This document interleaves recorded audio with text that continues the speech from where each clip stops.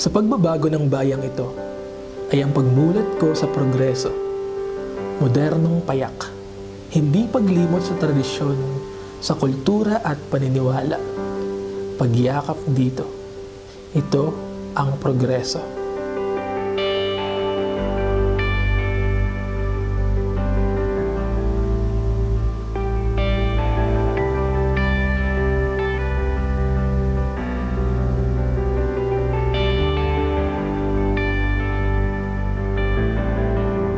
Ito ang kayang iparamdam ng isang paraiso, patak ng tubig, na siyang nag-aagapay sa pagtuklas sa sarili, sa pagtakas sa nakagawian, sa pakikinig sa pinakatahimik na agos.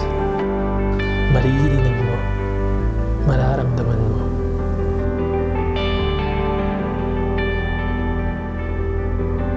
Sa aking pagtahan, sa aking tahanan, ay aking paghinga at pahinga. Yan ang aking paboritong pakiramdam. Ito ang Atimonan.